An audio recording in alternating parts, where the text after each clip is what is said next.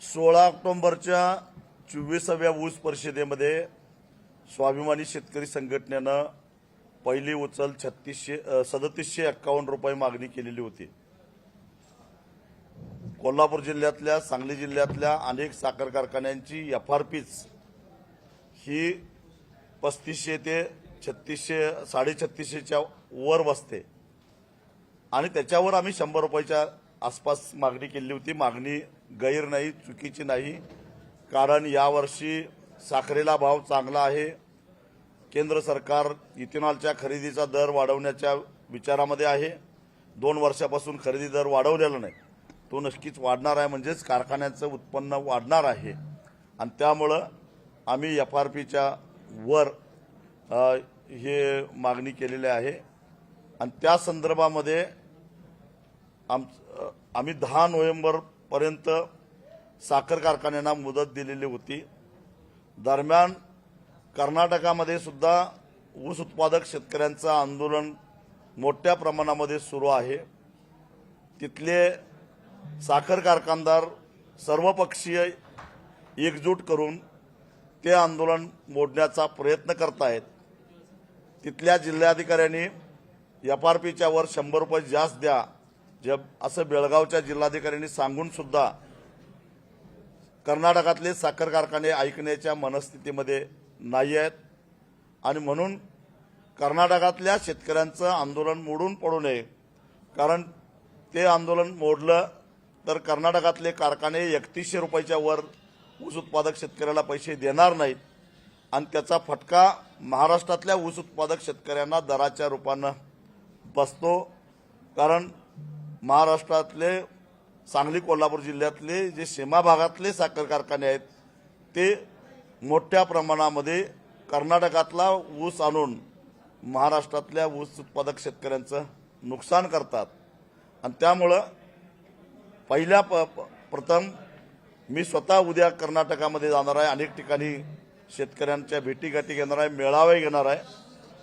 आम्ही स्वाभिमानी शेतकरी संघटना पूर्ण ताकदीनं कर्नाटक राज्य रयत संघाच्या आंदोलनामध्ये उतरून ती चळवळ मजबूत करणार आहोत आणि त्यांना सुद्धा महाराष्ट्रातल्यासारखं 3751 रुपये मिळाले पाहिजेत यासाठी आम्ही प्रयत्न करणार आहोत आणि म्हणून कर्नाटकातल्या शेतकऱ्यांच्या आंदोलनाला पाठिंबा म्हणून महाराष्ट्रातल्या शेतकऱ्यांनी स्वेच्छेनं ऊसाच्या तोडी नाकाराव्यात आणि एक प्रकारे कर्नाटकातल्या शेतकऱ्यांच्या मागे आम्ही खंबीरपणानं आहोत हे सांगावं। महाराष्ट्रातले काही कारखाने त्या ठिकाणी कर्नाटकात जाऊन आम्ही 3400 रुपये द्यायला तयार आहोत, बॉन्ड लिहून देतो अशा प्रकारे गेलेले आहेत। हा त्यांचा डाव आम्ही हाणून पाडणार आहोत। दुसरी गोष्ट, आज सकाळीच मला पालकमंत्र्यांचा फोन आलेला होता। 6 तारखेला कोल्हापूरला बैठक घेण्याचं त्यांनी कबूल केलेलं आहे, पण त्याच्या आधी निर्णय होण्याची गरज आहे। काल शिरोळमध्ये अंकुशच्या कार्यकर्त्यांना मारहाण करण्याचा प्रकार झालेला आहे।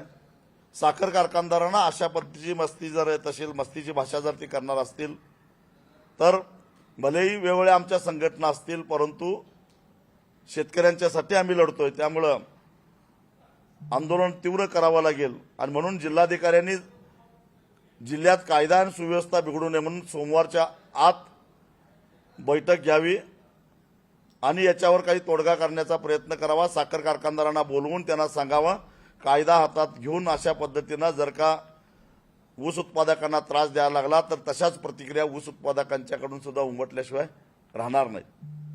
ते जर नाही झालं तर 5 तारखेला राज्याचे मुख्यमंत्री, दोन्ही उपमुख्यमंत्री जिल्ह्यामध्ये येत आहेत।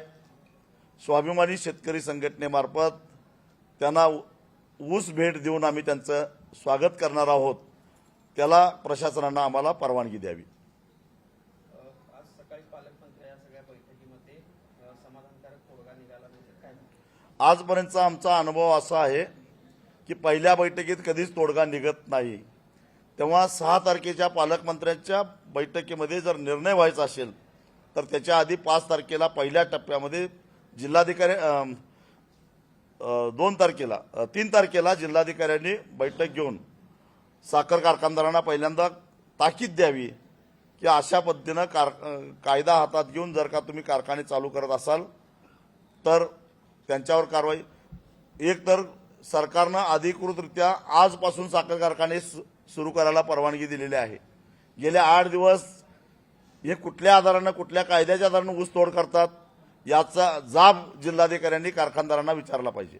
प्रत्येक वर्षी गळीत हंगामात फक्त चालू संघटना आरएसएफचा फॉर्म्युला त्यांनी असा केलेला आहे की त्यातनं काहीच निघत नाही. तरी सुद्धा माझी माहिती अशी आहे की आरएसएफचा गेल्या 2 वर्षाचा हिशेब झालेला नाही आहे. मुळामध्ये आरएसएफचा फॉर्म्युलाच चुकीचा आहे, तो बदलण्याची गरज आहे. गेल्या वर्षी तुटलेल्या ऊसाला अजून 200 रुपये मिळाले पाहिजेत ही ऊस परिषदेची मागणी आहे आणि आम्ही त्याच्याशी ठाम आहोत. शक्तीपीठ महामार्गाला संपूर्ण महाराष्ट्रातून विरोध होतोय, 12च्या 12 जिल्ह्यातून विरोध होतोय. नुकताच मी मराठवाड्यात जाऊन आलेलो आहे. आम्ही हा शक्तीपीठ होऊन देणार नाही. काही जिल्ह्यामध्ये रेखांकन बदलायचा मुख्यमंत्र्यांनी सूतोवाच केलेला आहे, पण आम्हाला बदल नको. आम्हाला शक्तीपीठ महामार्ग पूर्णपणे रद्द पाहिजे, कारण राज्याला कर्जाच्या खाईमध्ये लोटणारा असा शक्तीपीठ महामार्ग आहे. राज्य कर्जबाजारी होऊ नये अशी आमची भूमिका आहे. सरकारला जर का रस्ता पाहिजेच असेल तर या शक्तीपीठ महामार्गाला समांतर असणारा नागपूर रत्नागिरी जो राष्ट्रीय महामार्ग आहे तो 4 पदरी आहे, तो 6 पदरी 8 पदरी करावा आणि ते केंद्र सरकारला टाकावं, सांगावं. मग राज्यावर आर्थिक बोजाच पडणार नाही. तर पहिल्या बैठकीमध्ये तोडगा निघत नाही असं बऱ्याच स्वाभिमानीचे जर 6 तारखेनंतर आम्ही जे काही 10 तारखेची मुदत दिलेली होती ते 4 दिवस अलीकडेच घेतलं आहे. 7 तारखेनंतर आम्ही पूर्ण ताकदीनं रस्त्यावर उतरणार आहोत. साहेब, तुम्ही 22-23च्या हंगामातील आंदोलन केलं होतं, परत शाहू महाराजांच्या ऑफिस तुम्ही ते आंदोलन मागे घेतलं होतं, त्याचं अजून काहीच झालं नाही. त्यातल्या बऱ्याच कारखान्यांनी कबूल केल्याप्रमाणे 100 रुपये 50 रुपये दिले.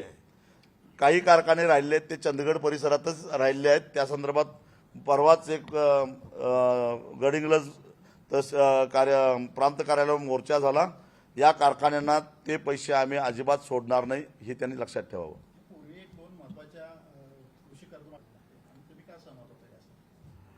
आता सध्या सरकारची कर्ज काढण्याची क्षमता संपलेली आहे. आम्हाला कर्जच काढता येत नाही कायद्याप्रमाणे, इतके आम्ही कर्ज काढून ठेवले आहेत. तेव्हा बजेटमध्ये तरतूद करण्यासाठी आम्हाला काही तरतूद करावी लागेल आणि केंद्राची काही मदत घ्यावी लागेल आणि म्हणून आम्हाला 30 जूनपर्यंत मुदत द्या असं सरकारकडनं आमच्याकडे प्रस्ताव आला. शिवाय आता 30 जून 2025 अखेर जे शेतकरी थकबाकीदार झालेले आहेत त्यांना कुठलीही बँक त्रास देणार नाही, वसुलीचा तगादा लावणार नाही याची हमी सुद्धा सरकारने घेतलेली आहे आणि म्हणून आम्ही थांबलेलो आहोत. जर सरकारनं जबाबदारी जवळपास कर्जाची त्या घेतली असेल तर आम्हाला काय हरकत घ्यायचं कारण नाही. आणि ही जी काय समिती उच्च समिती जी नेमलेली आहे ती प्रशासकीय समिती आहे. त्यात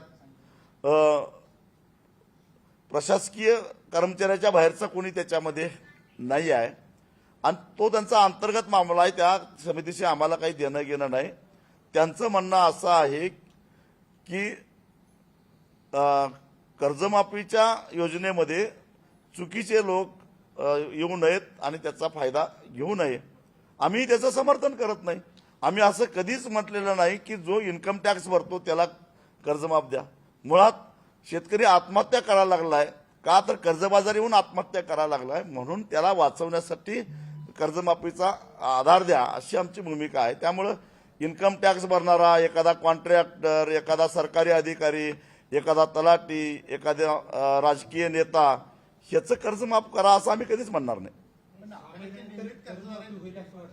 काही झालं तर आता फक्त तहसीलदार आणि जिल्हाधिकाऱ्यांच्या गाड्या फुटायला लागलेल्या आहेत. मंत्र्यांच्या गाड्या सुरक्षित राहतील याची गॅरंटी आम्ही देणार नाही. याही याच्यामध्ये नियमित कर्ज भरणाऱ्या शेतकऱ्यांना सुद्धा आम्ही प्रोत्साहन अनुदान देऊ असं सरकारनं म्हटलेलं आहे. एबीपी माझा, उघडा डोळे बघा नीट.